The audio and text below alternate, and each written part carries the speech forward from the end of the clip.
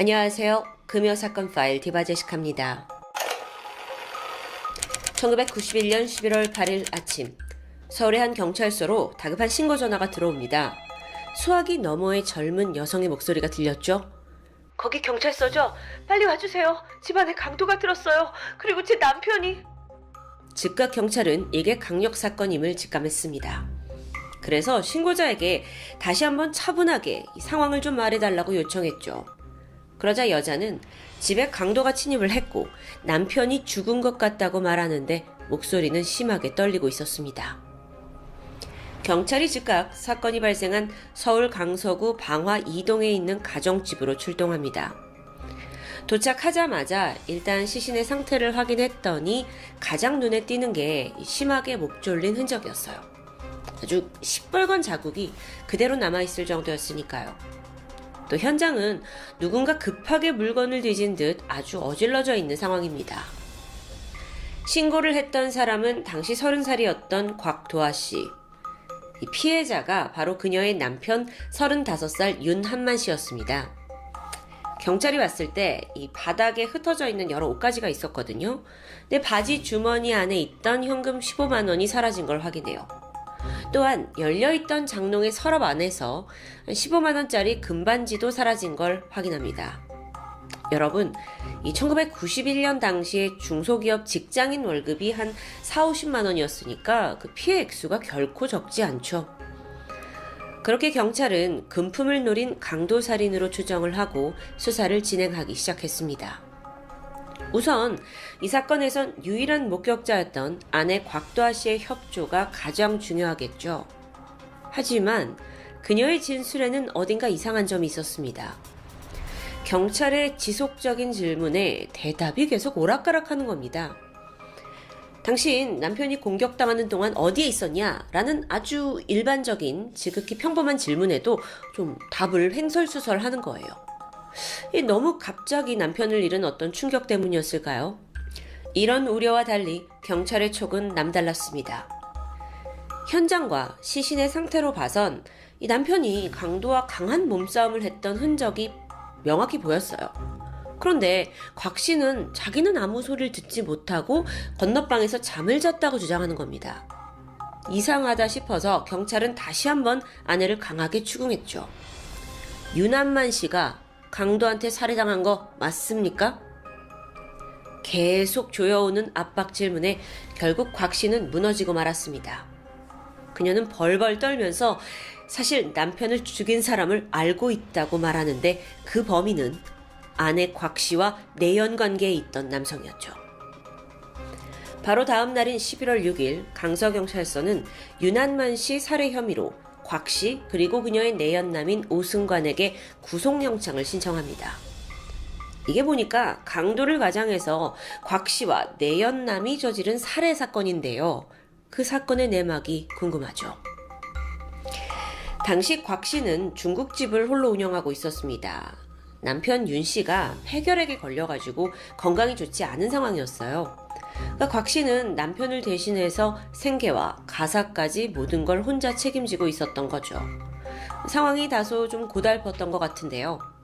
마침 이때 오승관, 오 씨가 식당 주방장으로 새로 들어오면서 곽 씨와 많은 시간을 보내게 됩니다. 두 사람은 점점 돈독한 사이가 되어가요. 오 씨는 소아마비 장애가 있었는데 그동안의 자신의 힘든 삶을 토로하고 또 곽 씨도 자신의 이 고된 삶을 이야기하면서 어떤 강한 공감대가 형성된 것 같습니다. 서로의 아픔을 위로하면서 점점 내연 관계로까지 발전하게 된 거죠. 그렇게 둘의 사이가 깊어질수록 문제가 되는 건 당연히 남편 윤 씨의 존재일 텐데요. 오 씨는 그런 곽 씨의 마음을 파고들었습니다. 1991년 4월 일단 곽 씨와 남편 사이에는 2명의 자녀가 있었습니다. 그런데 아이들마저 내팽개치고 오 씨와 가출을 감행해요. 그리고 석 달이 지나서야 집으로 돌아왔는데 이후에 부부 사이는 불화가 거의 극에 달하게 되죠. 그러던 사건 발생 하루 전인 11월 7일 두 사람, 그러니까 곽 씨와 오 씨는 방화동 집 근처의 여인숙에서 만나게 됩니다. 이 만남은 경찰이 봤을 땐 두 사람이 범행을 모의한 날로 볼 수 있겠죠. 사건 당일인 11월 8일입니다. 모두가 잠든 새벽 4시에 강도로 위장한 오 씨는 남편 윤 씨가 잠든 안방 문을 열고 몰래 침입했습니다. 즉각 두 사람 사이에 몸싸움이 벌어졌어요. 네, 평소에 이제 폐결핵 때문에 몸이 아프다라고 들었던 이 남편 윤 씨가 생각보다 거세게 저항을 하는 겁니다. 그래서 싸움이 길어지게 되죠. 그렇게 한참의 다툼 끝에 내연남 오 씨는 윤 씨의 목을 세게 졸랐고 곧이어 숨이 끊어지게 되는데요. 그렇게 목적을 달성한 오 씨와 또 곽 씨는 서둘러 이 강도가 든 것처럼 현장을 꾸몄고 곽 씨가 경찰에 신고를 했던 상황입니다. 자, 이런 사건의 전말이 알려지면서 당시의 여론은 곽 씨를 향해서 비난을 퍼부었습니다. 남편을 살해한 독부다라는 기사가 줄을 이었다고 해요. 여기서 독부라는 건 말 그대로 독한 아내, 일종의 악녀를 일컫는 말인데요. 요즘에선 잘 쓰지 않는 단어인데 그 당시의 사회는 굉장히 가부장적인 가치관이 지배적이었던 90년대 초반이어서 신문기사에도 독부라는 단어가 등장했던 것으로 보입니다. 여러분, 물론 살인이라는 건 성별을 떠나서 당연히 비난받아 마땅하지만 그 중에서도 아내가 남편을 살해해? 이건 그 당시의 분위기로서는 감히 있을 수도 없는 일이라고 사료된 겁니다. 심지어 아픈 남편을 내팽개치고 바람난 여자라는 타이틀, 이게 더욱더 그 당시의 대중을 분노하게 했던 거죠. 언론 또한 직접 살인을 저지른 내연남 오 씨보다는 곽 씨에게 더 많은 폭격을 가했습니다. 이후 법원의 판결 또한 신속했습니다. 1992년 4월 법원은 피고인 곽 씨와 오 씨에게 윤한만 씨 살해 혐의로 법정 최고형인 사형을 판결합니다. 사형. 그런데 여긴 좀 일화가 있는데 당시 판결을 내렸던 부장판사가 사형을 주기 직전까지 많은 고뇌를 했었다고 해요. 왜냐면 곽 씨를 사형에 처하고 나면 남겨진 아이들은 평생 부모 없이 성장을 해야 하기 때문입니다. 그래서 무기징역이냐 사형이냐 이 사이에서 많은 갈등을 했지만 결국 살인자 엄마의 존재가 아이들의 앞날에 짐이 될 거라고 판단해서 그녀에게 사형을 구형했다고 전해집니다. 1997년 12월 30일 범인 곽 씨와 오 씨는 우리나라 마지막 사형수들의 명단에 포함됐습니다. 당시는 김영삼 대통령 정권 말기였고 무려 23명의 사형수가 한꺼번에 처형당하게 돼요. 그렇게 살인사건이 발생한 지 6년 만에 이 두 사람은 형장의 이슬로 사라지게 되죠. 이후 시간이 지나면서 이 사건은 모두의 기억 속에서 잊혀지는 듯 했습니다. 그런데 사형이 집행되고 나서 몇 년 후에 한 여성 교도관의 편지 속에서 난데없이 곽 씨의 이름이 등장합니다. 그녀는 자신이 맡았던 죄수들 중에서 특히나 곽도아의 사연이 기억에 오래 남는다라고 말해서 주목을 받게 됐는데 그 교도관이 알게 된 곽 씨의 이야기를 좀 들어볼까요? 우선 곽 씨는 아주 가난한 가정에서 태어났습니다. 범행을 해서 구치소에 들어갔잖아요. 거기에서 한글을 뗐을 정도로 아주 배움이 짧았던 인생이죠. 어린 나이에 남편 윤 씨와 결혼을 했지만 행복은 오래가지 못했고 결혼 3년 만에 남편이 병을 얻어서 홀로 모든 걸 책임져야 했습니다. 힘든 상황에서도 중국집을 혼자 운영하면서 자식들 키우고 또 시동생들까지 돌봤고요. 그러던 중 주방장으로 들어온 오 씨와 만나 애인이 됐고 여기까지는 이미 알려진 사실입니다. 그런데 곽 씨의 말에 따르면 남편이 원래부터 폭력성이 강했고 또 오 씨와의 관계를 의심하고부터는 더욱 그녀를 괴롭혔다는데요. 사실 그녀가 아이들을 버리고 가출을 한 것도 남편의 구타를 견디다 못해 피하려고 했던 건데 그것조차 결국엔 아이들이 너무 보고 싶어서 집으로 다시 돌아오게 됩니다. 그런데 그때부터 남편의 폭력성은 더 끔찍해졌던 거죠. 애초부터 남편을 죽일 생각은 전혀 없었다고 주장했습니다. 근데 도저히 아이들을 남편에게 둘 수 없었기 때문에 일단 내연남인 오 씨에게 난 안 되겠다 이별을 선언하고 가정을 지키고자 마음먹었죠. 그런데 여기서 오 씨의 입장은 달랐습니다. 곽 씨에게 강한 집착을 보였고 아예 헤어질 마음조차 없었던 거예요. 그는 범행 전날에 마지막으로 한 번만 만나자면서 곽 씨를 불러냈고 여인숙에서 만남을 가집니다. 그리고 이 만남이 경찰 그리고 판결에서는 결정적인 두 사람이 범행을 모의했다는 아주 증거로 작용하게 되죠. 바로 다음날 오 씨가 남편을 살해했기 때문입니다. 자, 지금까지 이야기를 들어봤을 때 곽 씨의 주장은 불륜은 인정하지만 결코 살인에 가담한 적은 없다는 주장인데요. 사형 집행 전 곽 씨를 만났던 담당 변호사에 따르면 내연남 오 씨가 남편을 해하려고 방 안에 들어오는 걸 그녀가 필사적으로 막았다고 합니다. 하지만 힘이 모자랐어요. 또한 장애가 있어서 이렇게 좀 오 씨가 다리가 불편했거든요.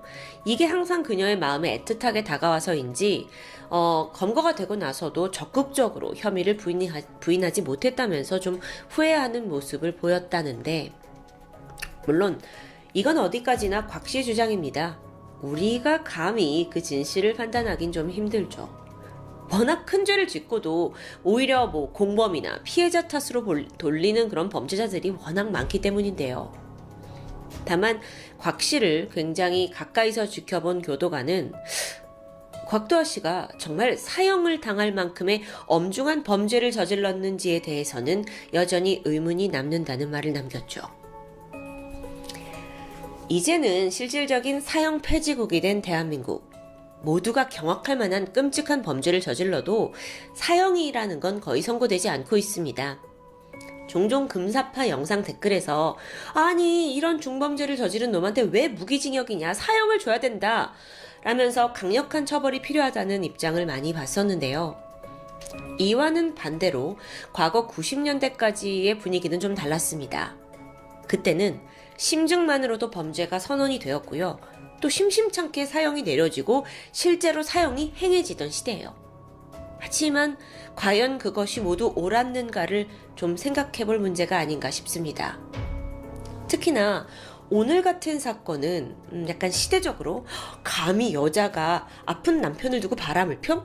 범죄를? 이런 뭔가 시대착오적인 발상으로 인해서 직접적인 살해를 저지르지 않은 공범이라는 이유만으로 너무 쉽게 사형으로 몰아가고 판결이 난 게 아닌가라는 생각이 드는데요. 이와 조금 비슷한 맥락의 사건이 있습니다. 이 또한 90년대 발생한 해운대 불륜 공모 살인 사건. 42살이었던 이명자 씨는 남편이 외화벌이를 위해서 리비아 건설림부로 떠난 사이에 내연남 한춘도 씨와 아주 깊은 관계가 되었습니다. 이게 걷잡을 수 없이 깊어졌고요. 결국에는 이제 리비아에서 타지 생활을 끝내고 온 남편에게 독극물이 든 초콜릿을 먹여서 살해하게 되죠. 결국에 모든 게 탄로 났고 재판대에 선 임 씨는 사형을 선고받았습니다. 한편 그녀가 사용한 그 독극물은 꿩 사냥을 할 때 쓰는 극약이었거든요. 근데 알고 보니까 이걸 내연남 한 씨가 건넨 게 확인됩니다. 그래서 이걸 토대로 한 씨도 임 씨와 함께 사형을 선고받게 된 거예요. 근데 약을 건넸다는 이유로 사형까지? 당시에 한 씨는 교도소에 이제 수감이 되어 있는 동안 변호인한테 500여 통에 되는 수많은 편지를 보내면서 나는 결백하다를 강력하게 주장했습니다. 그의 주장에 따르면 1990년에 부산에서 버스 운전사로 일하던 한 씨가 어느 날 동료들과 캬바레에 갔다가 임 씨를 만나게 돼요. 연인으로 발전하죠. 근데 엄연히 한 씨는 이미 아내와 두 자녀를 둔 가장이었고요. 이 관계는 불륜이었습니다. 그래서 얼마 후에 둘의 관계가 위기에 처하는데 그 이유는 임 씨의 남편이 관계를 알아챘기 때문이었어요. 그러던 어느 날 임 씨가 문득 우리 시골집에서 꿩을 좀 잡을 일이 있는데 내연남 한 씨에게 독약을 구해달라고 부탁합니다. 한 씨가 별 의심 없이 약물을 건넸는데 결국 임 씨는 그걸로 남편을 살해하게 됐던 거죠. 심지어 범행을 숨기기 위해서 남편이 병사로 죽었다고 신고한 후에 시신을 화장하려고 했다가 덜미가 잡힌 거였습니다. 그때 독약을 건넨 한 씨가 같이 구속됐어요. 하지만 1심에서는 직접적인 범행 실행자가 아니었기 때문에 무기징역을 받았습니다. 한 씨는 자기는 살인 행위 자체는 전혀 모른 채 그냥 꿩 사냥을 한다길래, 꿩을 죽인다길래 약을 건넸을 뿐이다 라고 억울함을 호소하면서 항소했죠. 하지만 당시의 재판부는 이 사람이 반성의 기미가 보이지 않는다면서 즉각 사형을 선고했던 겁니다. 물론 여기엔 임 씨의 번복된 진술도 한몫하긴 했어요. 사실 임 씨가 처음에는 자신의 내연남이 이 사건과는 관련이 없다라고 진술을 했었거든요. 그런데 수사를 하던 도중에 돌연 아니다, 우리가 원래 둘이 같이 범행을 공모했다라면서 말을 바꿨다고 발표가 납니다. 그게 과연 진실이었을까? 그건 확신할 수 없어요. 하지만 한 씨의 변호인은 이럴 수밖에 없었던 이유에 대해서 사회 분위기를 탓합니다. 90년대 당시의 시대적인 여론이 여자가 과연 혼자 남자를 살해했겠어? 라는 판단이 지배적이었어요. 따라서 경찰도 처음부터 한 씨를 공범자로 확신하고 있었을 텐데요. 거기에 더해서 보통 이렇게 사건에 대한 대중의 관심이 커질수록 수사관들이 만약 이 사건을 해결하면 진급 특혜를 받는 일이 많았습니다. 그러니 경찰로서는 어떻게든 임 씨와 한 씨를 함께 구속시키고자 했고, 이를 위해 임 씨의 진술을 유도해냈다는 변호사의 주장. 결론적으로 한 씨는 결국 임 씨와 함께 1997년 사형 집행의 대상이 되었습니다. 여러분, 범죄를 보면 그 시대의 사회상을 엿볼 수 있다고 말합니다. 90년대 초반에 참 이런 불륜으로 인한 치정 사건이 많이 보도가 되었고, 특히나 당사자들이 나란히 공범으로 사형이나 무기징역을 받는 일이 발생했는데요. 이게 지금과는 좀 다른 양상이죠. 하지만 문제는 범행을 주도한 주범이 누구인지 그 정확한 증거를 가려서 명백하게, 투명하게 판단을 해야 하는데 90년대 초반 과연 그러했는가라는 질문입니다. 제가 늘 언급하지만 살인을 저지른 자에게 정당화란 결코 성립되지 않습니다. 그런데 과거 사법부는 그저 지배적인 여론과 당시의 사회적 시선 혹은 수사 실적 때문에 철저하게 증거주의에 의거한 판결이 아니라 그저 보여주기식 처벌을 남발했던 건 아닌지 안타까움이 듭니다. 자, 그럼 여러분, 지금의 우리는 어떨까요? 잘하고 있는 걸까요? 40년, 50년이 지난 후에 우리의 후손들은 현재 2023년의 사법부 처리를 과연 어떻게 판단할지 궁금해지는 대목입니다. 지금까지 금요사건 파일 디바제시카였습니다.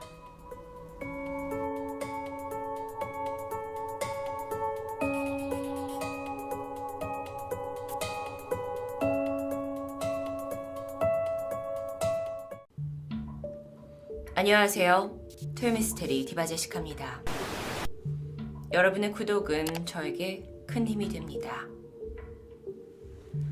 지난 2001년 3월 28일 한국일보에는 특이한 기사가 하나 눈에 띄었습니다.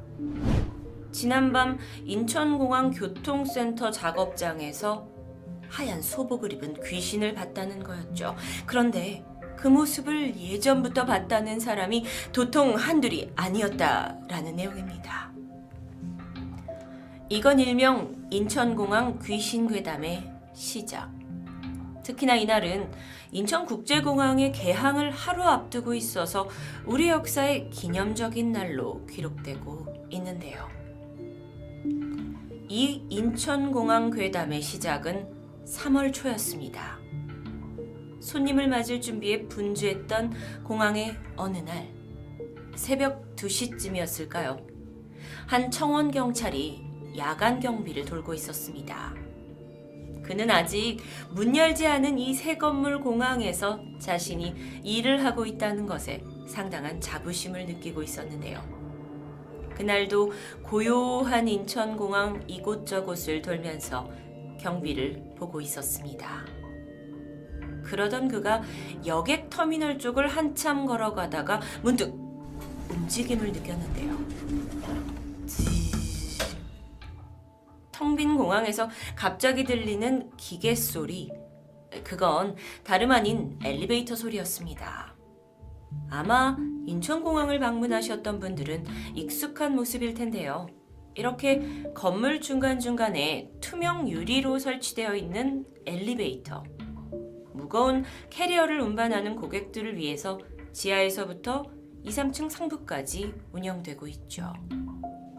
마침 이렇게 조용한 시각에 갑자기 엘리베이터가 움직이는 소리에 청원경찰에게는 이게 유난히 크게 들렸던 겁니다. 그는 별거 아니구나 싶다가 이내 갑자기 이 야밤에 누가 이동 중이지? 그리고 눈을 돌려서 투명한 유리벽을 통해 안에 탄 사람을 확인하는데요. 서서히 위쪽으로 움직이는 엘리베이터 내부에는 발끝까지 오는 하얀색 옷을 입은 누군가 타고 있었습니다. 그가 좀 더 눈을 찌푸려서 얼굴을 확인하는데 이내 자리에 쓰러져 버립니다. 그건 사람의 형체가 아니었던 겁니다. 그날 잠깐이지만 이 오싹했던 귀신 목격담은 처음엔 우스갯소리로 치부되다가 어쩐 일인지 공항 내 사람들에게 빠르게 퍼져나갔습니다. 그러면서 너도 나도 이상한 걸 봤다는 경험들이 나오기 시작했는데요.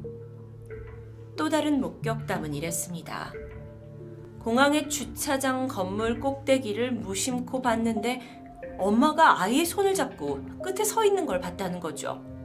위험하다면서 그쪽으로 가려 했지만 막상 가보니 아무도 없었다. 지난밤에 공사를 하던 인부 김 씨가 뭘 봤다고 하던데 그게 하나가 아니라 셋이라더라. 이렇게 괴담이 이 공항 내부의 소문에서 그치지 않고 신문에 날 만큼 퍼져버리게 됩니다. 그러자 공항 관계자 한 명이 해명에 나섰죠. 사실 지난 8년 4개월 동안 이 외딴 섬 영종도에서 인천공항 건설 공사가 계속 진행이 되었고 각종 사건 사고를 겪으면서 약 20여 명의 인부가 사망했다고 합니다. 그리고 어쩌면 그 사망으로 인해 여러 가지 괴담이 생기고 흉흉한 소문이 도는 것 같다는 설명이었죠. 사실 개항을 코앞에 둔 상황에서 인천공항의 각종 시설들이 제대로 작동하지 않아서 여러 문제를 겪고 있던 터였는데 여기에 귀신 괴담까지 퍼지니 관계자들로서는 신속한 수습이 필요했을 수도 있습니다.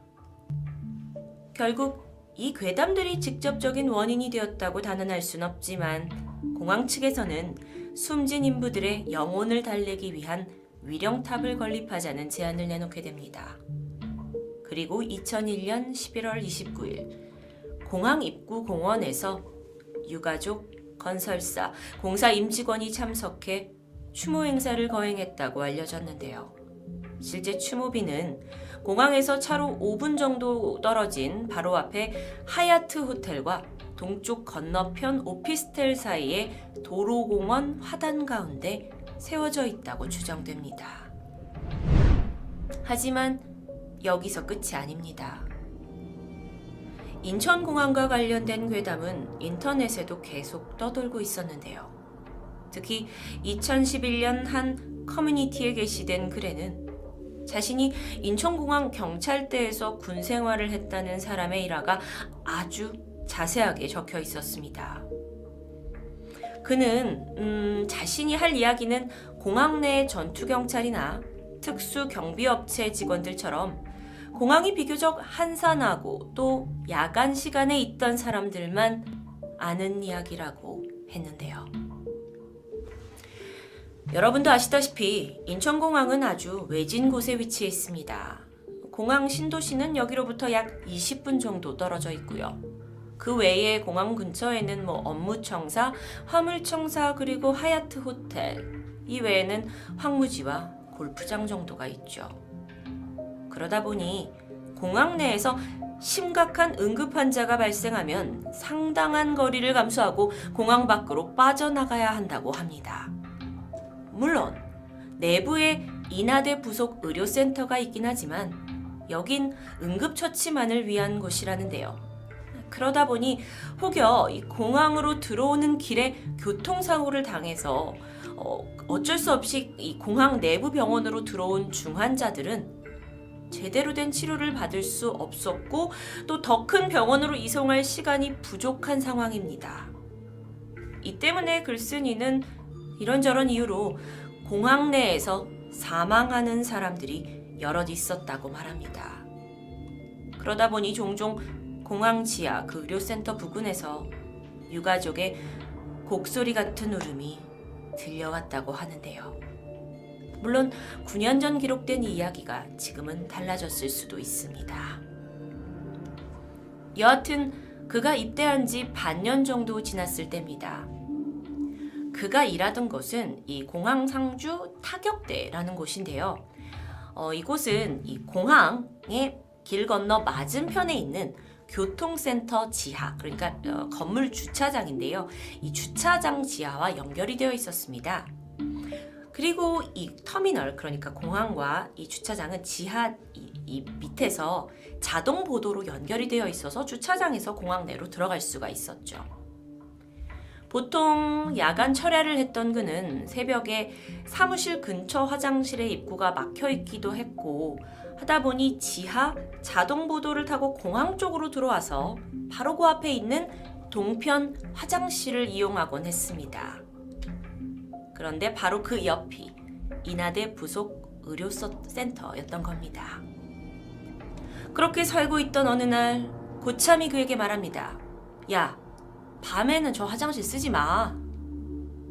이유야 모르지만 고참의 말이었기 때문에 순응을 해야 했고요. 덕분에 공항 서쪽까지 한참 걸어가서 화장실을 가게 되는데요. 그는 돌아오는 길에 고참에게 묻습니다. 왜 저길 가지 말라고 하는지요. 그러자 그가 외마디 짧게 남깁니다. 응? 귀신? 이후 그는 여러 명의 고참들로부터 그들이 그 화장실에서 겪었던 일들을 듣게 되었는데요.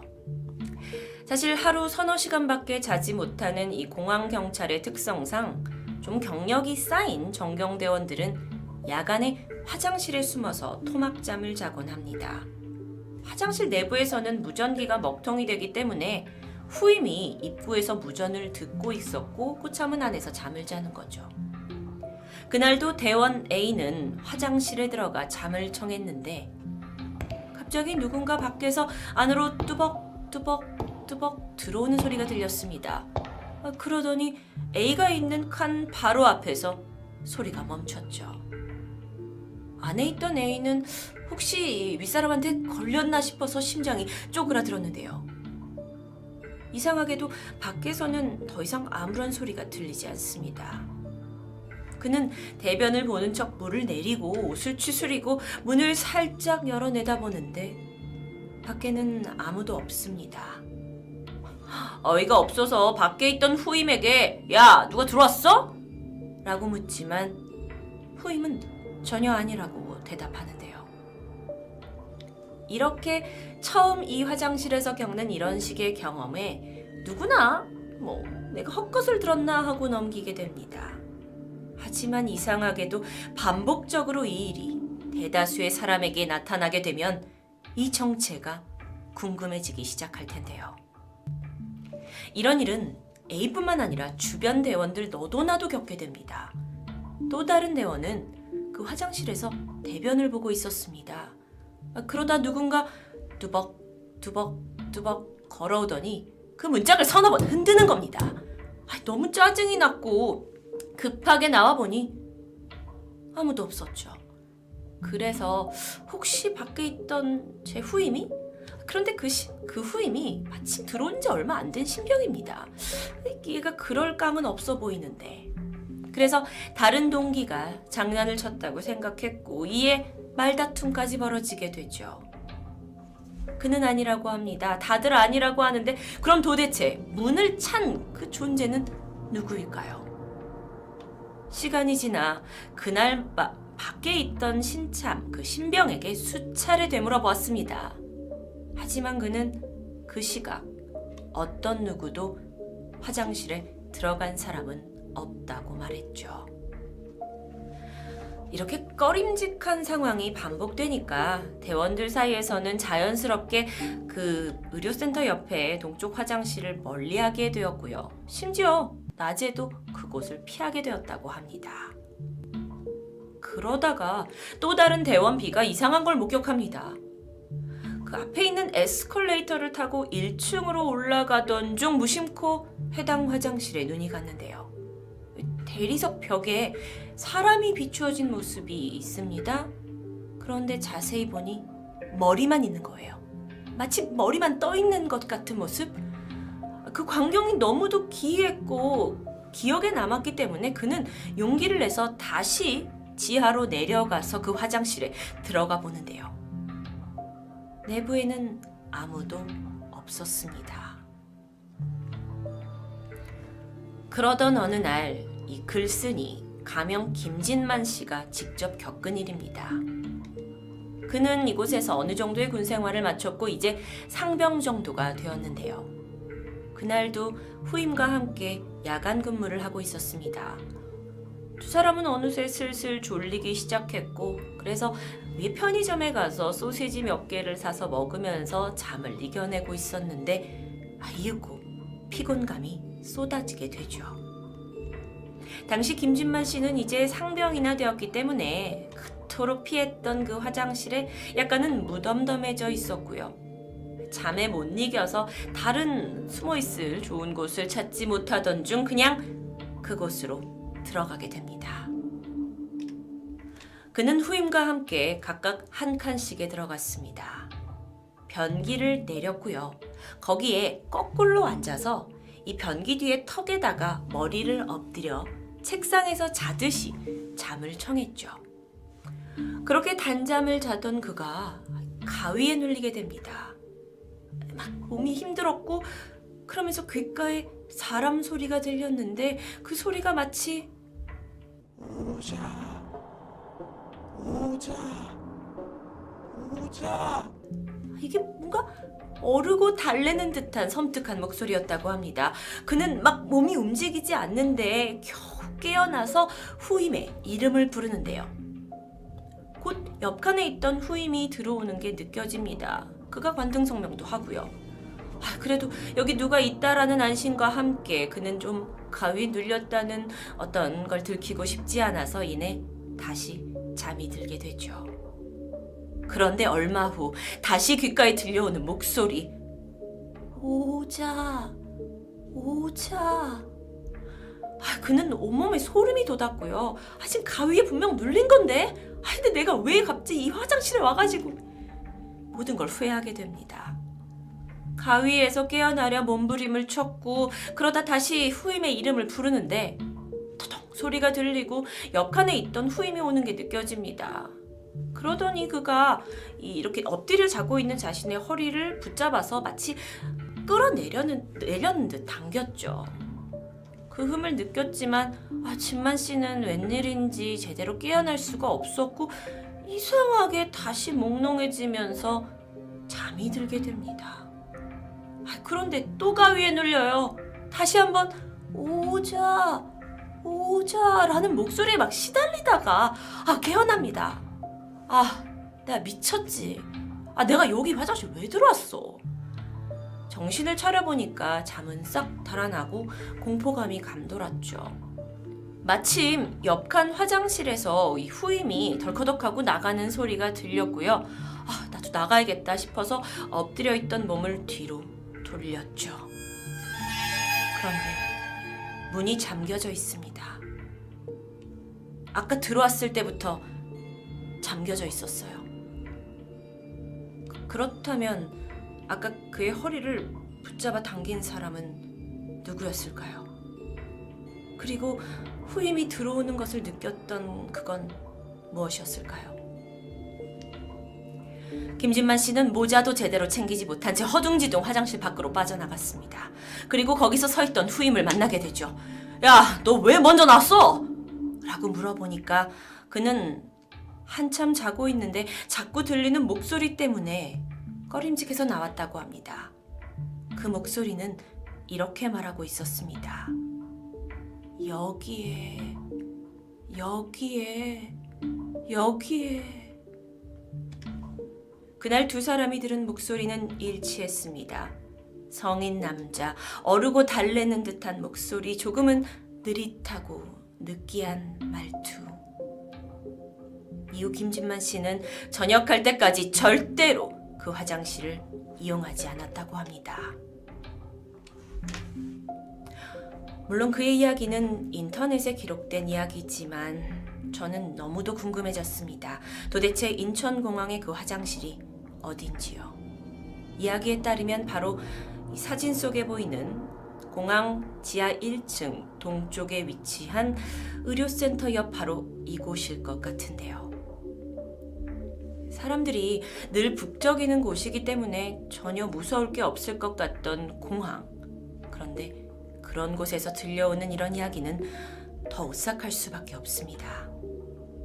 특히나 우리가 자주 보던 혹여 이용해봤을지도 모르는 곳에서 시작된 괴담이었기 때문에 어쩌면 앞으로 이곳을 갈 때마다 인천공항 괴담이 떠오를 것 같습니다. 토요미스테리 디바제시카였습니다.